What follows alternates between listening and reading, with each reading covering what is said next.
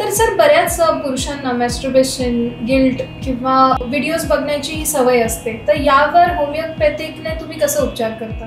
काय असतं ना, पुरुष आणि महिलांमध्ये पण असं असतं. आम्ही खूप पेशंट बघतो. तर काय होतं की त्यांना अनेक अशा सवयी लागून जातात. सोबतच जेव्हा जेव्हा अशी क्रिया होते त्या पुरुषांमध्ये, त्या स्त्रियांमध्ये एक गिल्ट मनामध्ये राहतं की मी हे काय करतो. त्या गिल्टी भावनेमुळं सोबतच ॲडिक्शनमुळं त्यांचं शरीर इतकं वीक होऊन जातं, त्यांचं मन इतकं वीक होऊन जातं. शारीरिक विकनेस येतोच, मानसिक विकनेस येतो, लो कॉन्फिडन्स, साधे कामं करता येत नाही, अभ्यासात लक्ष लागत नाही, कामामध्ये लक्ष लागत नाही, कामामध्ये परफॉर्मन्स होत नाही, कामामध्ये अपस्किलिंग होत नाही, बिझनेस फेलियर यायला लागतो, फायनान्शियल अप अँड डाऊन यायला लागतो. हे सगळं कशामुळे चाललंय? त्या ॲडिक्शनमुळे चाललंय, व्हिडिओजच्या आणि त्या गिल्टमुळे चाललंय.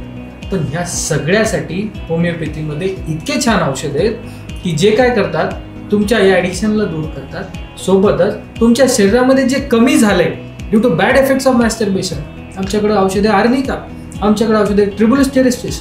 दिस helps in recovering the body's problem caused by over masturbation. शरीरामध्ये जे काही सगळं निघून गेलंय ओव्हर ऍक्टिव्हिटीमुळं, ते सर्व भरून काढण्यासाठी होमिओपॅथीमध्ये अनेक ताकदवर औषधं आहेत. तुमचं ॲडिक्शनही स्टॉप होतं, तुमचं शरीर चांगलं होऊन जातं आणि तुम्ही नव्या जोमाने, नव्या ऊर्जाने पुन्हा स्वतःची सायकल